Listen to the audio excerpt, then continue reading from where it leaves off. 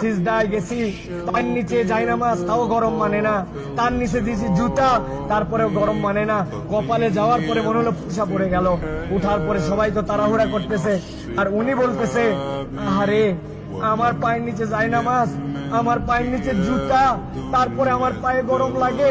আর আমার নবীর সাহাবীদেরকে কালেমা গ্রহণ করার জন্য এই পাথরের মধ্যে চিট করে শুয়ে রেখে বুকের উপরে পাথর জমাই দিয়েছে। আমার নবীর সাহাবীদেরকে পাগলা উটের পিঠে বেঁধে এই মক্কার অলিগলিতে টেনে ইচ্ছড়ে বেড়াইছে।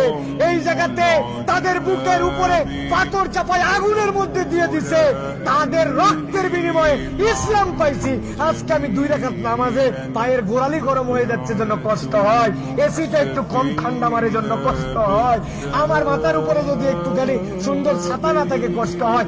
আমার নবী, আমার সাহাবীরা কি কষ্ট করছে, এটা ফিলিংস এর সফর, হজের সফর, অনুভূতির সফর।